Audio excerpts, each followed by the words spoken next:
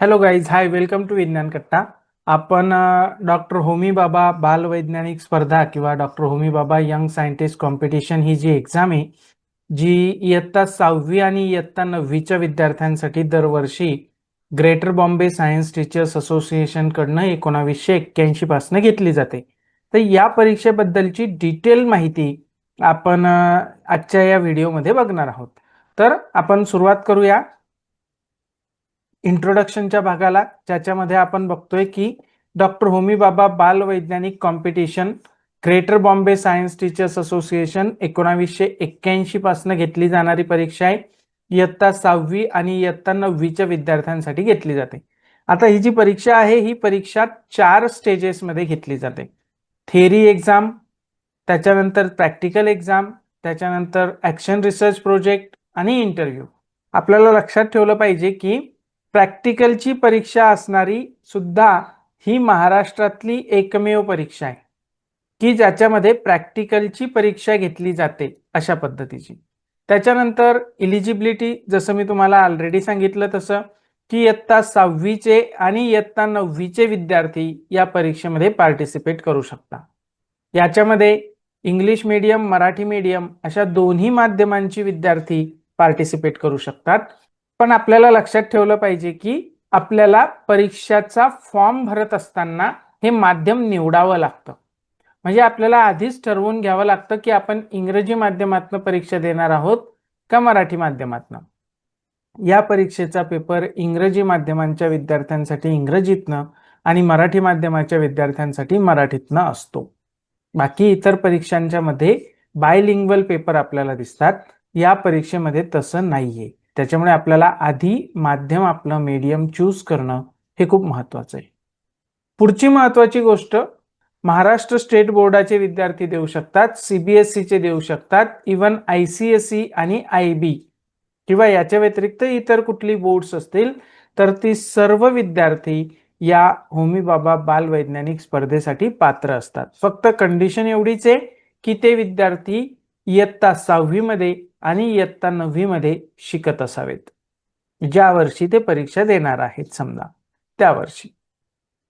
मग सिलेबस काय असतो? सिलेबस काय असतो बघा, इयत्ता 6वीचा जर विचार केला तर आपल्याला इयत्ता 4थी, इयत्ता 5वी आणि इयत्ता 6वी या महाराष्ट्र स्टेट बोर्डाच्या पुस्तकांमधनं आणि त्याच्याशी संबंधित कंटेंट मग सीबीएसईच्या पुस्तकामधनं, IBच्या पुस्तकामधनं आणि काय म्हणतात ICSEच्या पुस्तकांमधनं. आणि याच्यात सायन्स हा एकमेव सब्जेक्ट आपल्याला आहे. म्हणजे इयत्ता 4थीचं सायन्सचं पुस्तक, त्याच्यातनं 10% प्रश्न येते. इयत्ता 5वीचं सायन्सचं पुस्तक किंवा एन्व्हायरमेंटल सायन्स ज्याला आपण म्हणतो, 20% प्रश्न त्याच्यात नाही येते. इयत्ता 6वीच्या सिलेबस मधनं मेजॉरिटी ऑफ क्वेश्चन्स असतात 60%. 10% 4थीचा, 20% 5वीचा आणि 60% प्रश्न 6वीच्या पुस्तकात नसतात. उरलेले 10% प्रश्न, these are very important scoring questions आहेत बरं का. जनरल नॉलेज इन सायन्स, विज्ञानामधलं सामान्य ज्ञान, म्हणजे वेगवेगळे शास्त्रज्ञ असतील, त्यांनी लावलेले शोध असतील, आजच्या काही चालू घडामोडी असतील, तर असे काही खूप महत्वाच्या काय म्हणतात काही दिन विशेष आहेत पर्यावरणाशी संबंधित असणारे, खूप महत्वाच्या काय म्हणूयात आपण ज्या जनरल नॉलेजचा भाग आहे विज्ञानाशी संबंधित असलेला, तर त्याच्यावरती आपल्याला 10% प्रश्न हे या परीक्षांमध्ये असतात. हा झाला इयत्ता 6वीचा. सेम आहे इयत्ता 9वीचा सिलेबस, पण याच्यामध्ये आपल्याला लक्षात ठेवलं पाहिजे की 7वी, 8वी आणि 9वी या इयत्तांचा विज्ञानाचा अभ्यासक्रम आपल्याला असतो. 10% 7वीच्या सिलेबसमधनं प्रश्न असतात, 20% 8वीच्या सिलेबसमधनं आणि 60% प्रश्न हे आपल्या 9वीच्या सिलेबसमधनं असतात. उरलेले 10% प्रश्न हे जनरल नॉलेज इन सायन्स. थोडंसं 6वीच्या जनरल नॉलेजच्या प्रश्नांमध्ये आणि 9वीच्या जनरल नॉलेजच्या प्रश्नांमध्ये फरक असतो. डिफिकल्टी लेवलचा फरक असतो. काठिण्य पातळी ज्याला आपण म्हणतो ती 9वीच्या प्रश्नांची थोडीशी जास्त असते. कशा प्रकारचे प्रश्न असतात? कशा प्रकारचे प्रश्न असतात बघा, less emphasis for knowledge based question, ज्ञानावर आधारित प्रश्न यांचे जरा कमी असतात, पण जास्तीत जास्त भर हा अंडरस्टँडिंग, रिझनिंग, कोरिलेशन आणि ऍप्लिकेशन, म्हणजे तुम्हाला तो जो कन्सेप्ट आहे तो समजलाय का, त्याच्यावरती तुम्हाला काही तर्क करता येतोय का, काही संबंध लावता येतोय का, त्याचा उपयोग तुम्हाला कुठे करता येतोय का, त्या कन्सेप्टचं ऍप्लिकेशन कुठे आहे, याच्याशी रिलेटेड प्रश्न हे तुमच्या परीक्षांमध्ये जास्त विचारले जातात. Majority of questions are from Maharashtra state board science textbooks and the content related to ICSE, IB, CBSE textbooks. Majority of questions are from Maharashtra state board textbooks. हे आपल्याला लक्षात ठेवलं पाहिजे. महाराष्ट्र स्टेट बोर्डाचा सायन्सचा जो सिलेबस आहे तो होमी बाबा परीक्षेसाठीचा बेसिक सिलेबस आहे. त्याच्यानंतर जनरल नॉलेजचे जे क्वेश्चन आहे ते science around day to day life याच्याशी काय म्हणू निगडीत प्रश्न हे विचारले जातात. आपल्या दैनंदिन जीवनामधलं विज्ञान त्याच्यावरती बरेच प्रश्न आपल्याला या general knowledge related to science मध्ये दिसतात. आता या परीक्षेचं रजिस्ट्रेशन कसं करायचं, तर सगळ्यात महत्वाचं ऑनलाईन पद्धतीनंच रजिस्ट्रेशन होतं. डॉक्टर होमी बाबा बाल वैज्ञानिक स्पर्धेचं रजिस्ट्रेशन हे पूर्णपणे ऑनलाईन पद्धतीने होतं. आणि दुसरी महत्वाची गोष्ट स्कूलमधनं होतं.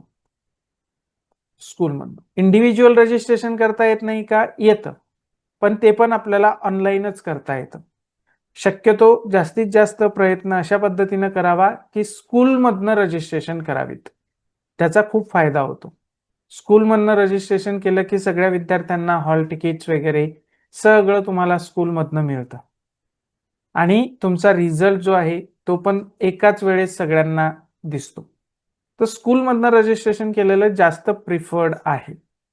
फीज काय आहे तर बघा, सगळ्याच रिजनसाठी, सगळ्याच स्कूलसाठी इयत्ता 6वीच्या विद्यार्थ्यांना आणि इयत्ता 9वीच्या विद्यार्थ्यांना जे रेग्युलर म्हणजे नियमित दिलेल्या वेळामध्ये आणि शाळेकडनं फॉर्म भरणार आहात त्यांना 320 रुपये फी आहे. त्याच्यानंतर जे विद्यार्थी इंडिव्हिज्युअली रजिस्ट्रेशन करणार आहेत, शाळेमधनं नाही, स्वतः फॉर्म भरणार आहेत, अशा विद्यार्थ्यांसाठी 500 रुपये फी ही असणार आहे. ही झाली तुमच्या एक्झामची फी, एक्झामशी रिलेटेड असणाऱ्या तुमच्या फॉर्मची फी. त्याच्यानंतर स्टेजेस, कशा स्टेजेस असतात, आपण म्हटलं होतं की 4 वेगवेगळ्या स्टेजेसमध्ये परीक्षा होते. पहिली परीक्षा ज्याला आपण थेरीची एक्झामिनेशन म्हणतो, थेरी एक्झाम किंवा थेरी कॉम्पिटिशन, 100 मार्क्सची असते. लक्षात घेतलं पाहिजे 100 MCQs असतात, मल्टिपल चॉईस क्वेश्चन्स असतात, बहुपर्यायी स्वरूपाचे प्रश्न असतात आणि याच्यासाठी आपल्याला 90 मिनिटांचा वेळ मिळतो. 1.5 तासाच्या वेळामध्ये आपल्याला 100 प्रश्न जे आहे ते सोडवायचे असतात. आता याच्यामध्ये सिलेक्शन कशा पद्धतीनं होतं, तर जे संपूर्ण विद्यार्थी परीक्षा देतात त्याच्यापैकी 7.5% आर सिलेक्टेड फॉर लेव्हल 2. पहिले 7.5% विद्यार्थी सिलेक्ट केले जातात आणि ते दुसरी परीक्षा देऊ शकतात. पहिली परीक्षा पास होणं आणि मेरिट मध्ये येणं ह्या दोन गोष्टी वेगळ्या आहेत. पहिली परीक्षा झाल्याच्या नंतर पासिंग सर्टिफिकेट आणि मेरिट सर्टिफिकेट असे 2 सर्टिफिकेट मिळतात. ज्यांना मेरिट सर्टिफिकेट मिळाले ते 7.5% असतात आणि त्यांना प्रॅक्टिकल एक्झाम देता येते. आता ही जी प्रॅक्टिकल एक्झाम असते ही 30 मार्काची एक्झाम असते. 30 मिनिटांचा वेळ आपल्याला मिळतो आणि या विद्यार्थ्यांमधनं जेवढे काही आपल्या प्रॅक्टिकल एक्झामला क्वालिफाय झालेले आहेत तेवढ्या विद्यार्थ्यांमधनं 10% विद्यार्थी सिलेक्ट केले जातात लेव्हल 3 आणि 4 साठी. तिसऱ्या आणि चौथ्या लेव्हलसाठी एकत्रितपणे सिलेक्शन्स होतात प्रॅक्टिकल राऊंड मधनं. 10% विद्यार्थी सिलेक्ट केले जातात. त्याच्यानंतर बघा इयत्ता 6वी साठी 5 एक्सपेरिमेंट असतात, प्रत्येक एक्सपेरिमेंटला 6 मार्क असतात आणि आपल्याला अर्ध्या तासाचा वेळ मिळतो. इयत्ता 9वी साठी सुद्धा 3 एक्सपेरिमेंट आहेत, प्रत्येक म्हणजे फिजिक्स मधनं एक एक्सपेरिमेंट, केमिस्ट्री मधनं एक एक्सपेरिमेंट, बायोलॉजी मधनं एक एक्सपेरिमेंट, सेम 30 मार्काचं, प्रत्येक एक्सपेरिमेंटला 10 मार्क आणि 10 मिनिटांचा वेळ. अशा पद्धतीनं 9वीची प्रॅक्टिकलची एक्झाम असते. प्रत्यक्षात सेंटरवरतीच दोन्ही परीक्षा, थेअरी आणि प्रॅक्टिकल सुद्धा. तिसरा जो राऊंड आहे बघा, तो आहे जनरल इंटरव्ह्यू. जनरल इंटरव्ह्यू हा जनरल इंटरव्ह्यू 30 मार्काचा असतो. साधारण 5 ते 7 मिनिटांचा इंटरव्ह्यू होतो आणि अजून याच्यामध्ये interview on action research project हे दोन्ही एकत्र होतात. दोन्ही एकत्र होतात. आपल्याला प्रॅक्टिकल एक्झामला जेव्हा आपण जातो तेव्हा आपल्याला प्रोजेक्टसाठी एक सब्जेक्ट दिला जातो. त्या सब्जेक्टवरती आपल्याला प्रोजेक्ट करायचा असतो. साधारण आपल्याला एक 2 महिन्याचा कालखंड मिळतो, 2-2.5 महिन्याचा कालखंड मिळतो आणि या 2-2.5 महिन्यामध्ये आपल्याला तो प्रोजेक्ट करायचा असतो, त्याचा रिपोर्ट बनवायचा असतो आणि तो रिपोर्ट आपल्याला मेल करायचा असतो ग्रेटर बॉम्बे सायन्स टीचर्स असोसिएशनच्या ईमेलवरती. तो आपल्याला जेव्हा प्रॅक्टिकल एक्झामला आपण जातो तेव्हाच ते आपल्याला बुकलेट देतात, त्याच्यामध्ये सर्व माहिती दिलेली असते. तर हे इंटरव्ह्यू दोन्ही सोबत होतात, जनरल इंटरव्ह्यू आणि interview on action research project. आपण जो प्रोजेक्ट केलाय का त्याच्याशी संबंधित प्रश्न आपल्याला येतात. 30 मार्काचा इंटरव्ह्यू ऍक्शन रिसर्च प्रोजेक्ट वरती होतो. 5 ते 7 मिनिटं इंटरव्ह्यू चालतो. दुसरी महत्वाची गोष्ट, थिअरी कॉम्पिटिशन जी आहे ती खूप महत्वाची आहे. त्याचं कारण असं आहे की या थिअरी कॉम्पिटिशनचे 30% मार्क हे पुढे आपल्या सोबत कंटिन्यू असतात फायनल स्कोर पर्यंत. म्हणजे तुम्हाला पहिल्या थिअरी एक्झाम मध्ये जर का समजा 90 मार्क मिळाले तर त्याच्यापैकी 30 मार्क, एक साधारणपणे 27 मार्क ते कंटिन्यू तुमच्या सोबत असतील प्रॅक्टिकल राऊंडला सुद्धा, जनरल इंटरव्ह्यू आणि ऍक्शन रिसर्च प्रोजेक्टच्या इंटरव्ह्यू फायनल स्कोर मध्ये ते इन्क्लूड असतील. त्याच्यानंतर सेम तसंच प्रॅक्टिकल कॉम्पिटिशनचा पण पुढे स्कोर क्वालिफाय होतो. म्हणून आपल्यासाठी ही प्रत्येक स्टेप महत्वाची आहे. ही प्रत्येक स्टेप महत्वाची आहे. पुढे बघा, इथे दिलंय आपल्याला टोटल मार्क 120 मार्क असतात. म्हणजे प्रत्येक स्टेज मधनं 30 मार्क आपल्याला येतात. 30 मार्क फ्रॉम काय म्हणूयात आपण theory exam, 30 mark competitive exam, practical exam, 30 mark तुमचे ऍक्शन रिसर्च प्रोजेक्ट आणि 30 मार्क तुमचा जनरल इंटरव्ह्यू. अशा पद्धतीनं पूर्ण 120 मार्क. थेअरीचे 30 मार्क कंटिन्यू येतील, प्रॅक्टिकलचे 30 मार्क येतील, ऍक्शन रिसर्च प्रोजेक्टचे 30 मार्क आणि तुमच्या इंटरव्ह्यूचे 30 मार्क. अशा पद्धतीनं 120 मार्कांपैकी आपलं फायनल जे आहे ते काय म्हणूयात आपण रँकिंग होईल. आता पहिले 10% विद्यार्थी जे असतील या मेरिट लिस्ट मधले त्यांना गोल्ड मेडल मिळेल आणि त्याच्यासोबत त्यांना सर्टिफिकेट मिळेल आणि 1 टाइम स्कॉलरशिप मिळेल 5,000 रुपयांची. 5,000 रुपयांची 1 टाइम स्कॉलरशिप 10% विद्यार्थ्यांना पहिल्या. त्याच्यानंतर दुसरे जे विद्यार्थी आहेत, नेक्स्ट 60% विद्यार्थी म्हणजे जे फायनल तुमच्या राऊंड मध्ये येत आहेत, जनरल इंटरव्ह्यू पर्यंत येत आहेत, प्रॅक्टिकल एक्झाम पास होऊन जनरल इंटरव्ह्यू आणि प्रोजेक्टला क्वालिफाय होत आहेत, त्या सर्व विद्यार्थ्यांपैकी 10% विद्यार्थ्यांना मिळणार आहेत गोल्ड मेडल, 60% विद्यार्थ्यांना मिळणार आहेत सिल्वर मेडल, सर्टिफिकेट आणि 1 टाइम स्कॉलरशिप ऑफ 3,000 रुपीज, 3,000 रुपये त्या विद्यार्थ्यांना मिळतील जे नेक्स्ट 60% असतील त्यांना. उरलेले जे आहेत म्हणजे प्रॅक्टिकल राऊंड तुम्ही क्वालिफाय करून गेलात बरं का, ऍक्शन रिसर्च प्रोजेक्टला गेलात आणि जनरल इंटरव्ह्यूला गेलात, तर उरलेल्या सगळ्या म्हणजे त्या सगळ्या विद्यार्थ्यांना रेस्ट ऑल त्यांना ब्रॉन्झ मेडल मिळतं, सर्टिफिकेट मिळतं आणि 1 टाइमचं स्कॉलरशिप मिळतं 2,000 रुपीजचं. प्रत्येक रिजनचं बरं का कट ऑफ वेगळा असतो. प्रत्येक मीडियमचा कट ऑफ वेगळा असतो. म्हणजे मुंबईच्या विद्यार्थ्यांची कॉम्पिटिशन मुंबईच्या विद्यार्थ्यांसोबत, पुण्याच्या विद्यार्थ्यांची कॉम्पिटिशन पुण्याच्या विद्यार्थ्यांसोबत, मराठवाड्यातल्या छत्रपती संभाजीनगर विभागातल्या विद्यार्थ्यांची कॉम्पिटिशन त्यांच्यासोबत, विदर्भातल्या विद्यार्थ्यांची कॉम्पिटिशन त्यांच्यासोबत.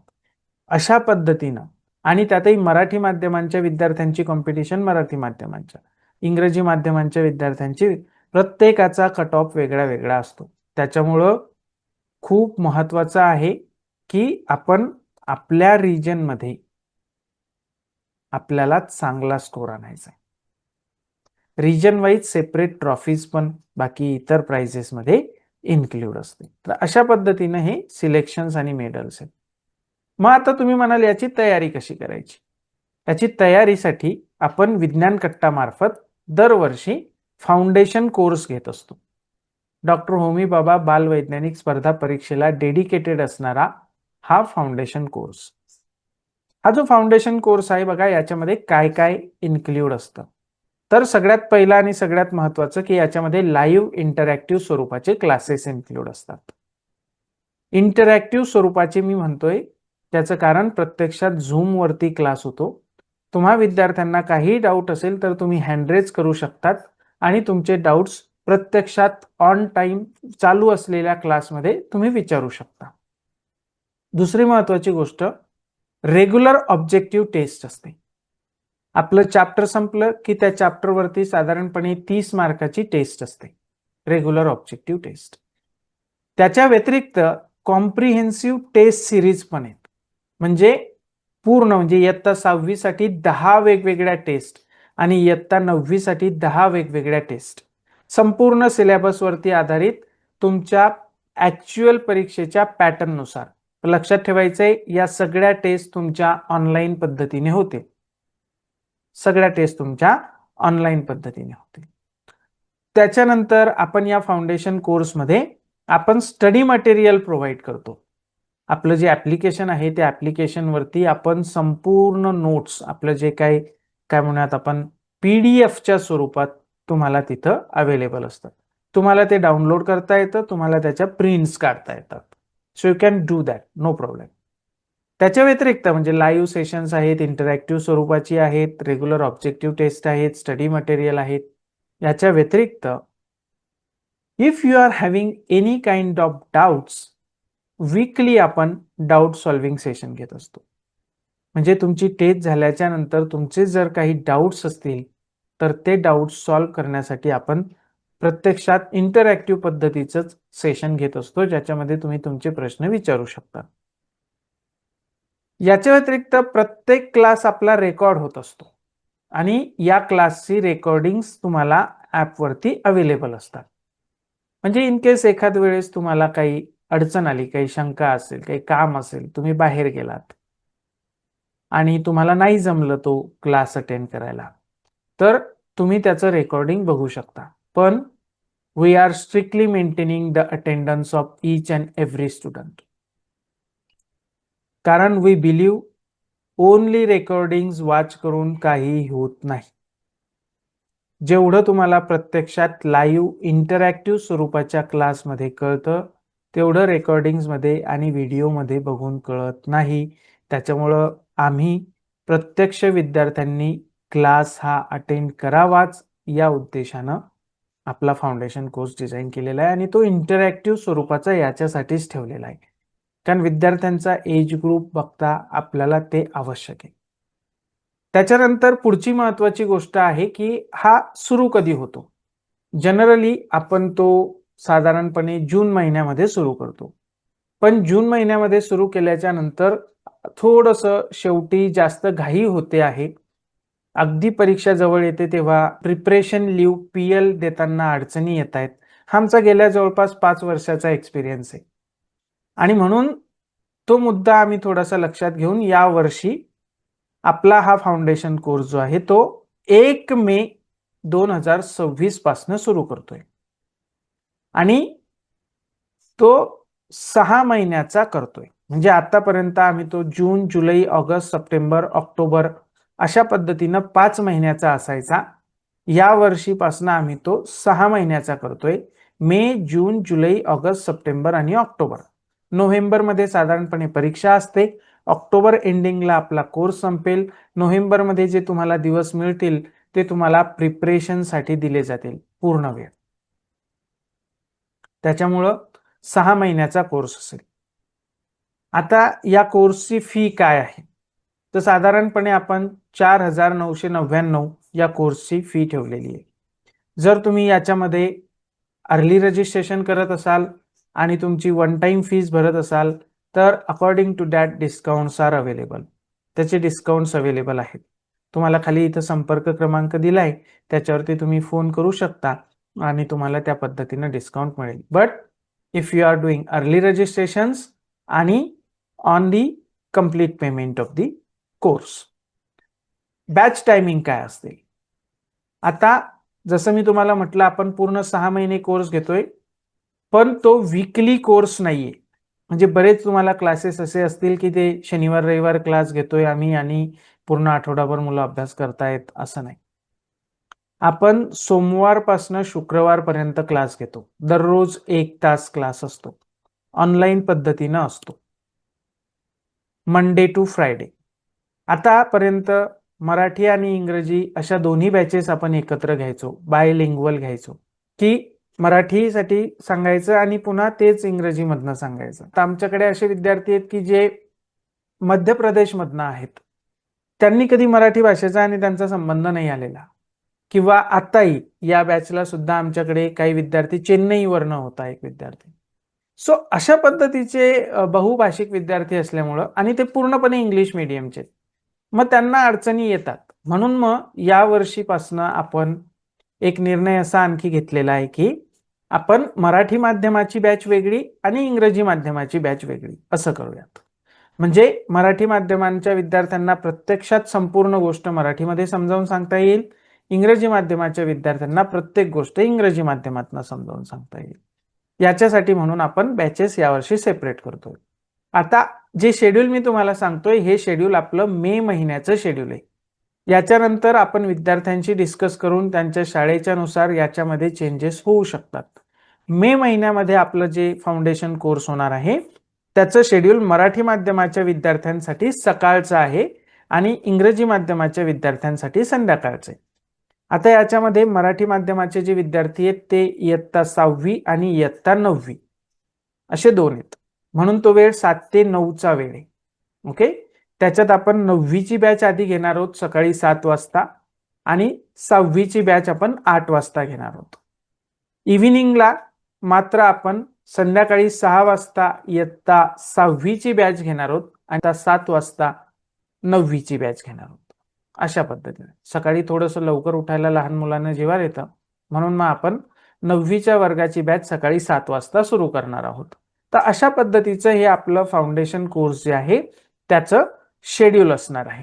इन केस तुम्हाला काहीही अडचण असेल तर इथे संपर्क क्रमांक दिलेला आहे 9860995257. विज्ञान कट्टा. तुम्ही केव्हाही संपर्क करू शकतात. बाय फोन करा, व्हॉट्सअप मेसेज करा, आपलं यूट्यूब चॅनल आहे त्या यूट्यूब चॅनलवरनं करा. तुम्हाला लगेच रिस्पॉन्ड केलं जाईल आणि तुमचे ज्या काही शंका असतील त्या क्लिअर केल्या जातील. सो आपण होमी बाबा बालवैज्ञानिक स्पर्धा परीक्षेची तयारी यावर्षी 1 महिना आधी सुरू करतोय. विद्यार्थ्यांना प्रिपरेशन लीव देता यावं, जास्त वेळ मिळावा याच्यासाठी म्हणून. तर 1 मे पासून आपला कोर्स सुरू होतोय, त्याच्यामुळे लवकरात लवकर रजिस्ट्रेशनला सुरुवात करा. आता रिझल्ट्स, बरेच पॅरेंट्स आहेत त्यांना जर असा कन्सर्न असतो की सर तुमचे रिझल्ट्स कसे आहेत. तर इथे आपल्याला काही रिझल्ट्स दिले आहेत बघा, की आमची 24-25ची जी बॅच होती मागच्या वर्षीची त्याचे रिझल्ट्स तुम्हाला इथे दिसत आहेत. काही विद्यार्थी आहेत की जे अगदी थेरी एक्झामला 79 मार्क्स घेतलेत. टॉप महाराष्ट्र पुणे रिजनमध्ये पहिल्या नंबरला असणारे विद्यार्थी आहेत. त्याच्यानंतर जे विद्यार्थी फायनली इंटरव्ह्यूला गेलेत आणि ज्यांना मेडल्स मिळालीत त्यांची पण नावं इथं तुम्हाला दिसत असतील. ब्रॉन्झ मेडल मिळवलेली विद्यार्थी आहेत आमची मागच्या वर्षीची. या वर्षी 25-26ला प्रॅक्टिकल राऊंडसाठी 5 विद्यार्थी सिलेक्ट झालेत. आणि आत्ता सध्या म्हणजे ॲक्शन रिसर्च प्रोजेक्ट त्यांनी सबमिट केले तसे 3 विद्यार्थी आहेत. So we are expecting 2 bronze medals and 1 gold medal this time. We are expecting a gold medal this time. So अशा पद्धतीनं हे आपले रिझल्ट्स आहेत. तर लवकरात लवकर जॉईन करा म्हणजे तुम्हाला पण यामध्ये सहभागी होता येईल. धन्यवाद. कॉन्टॅक्ट डिटेल्स इथे आहेत.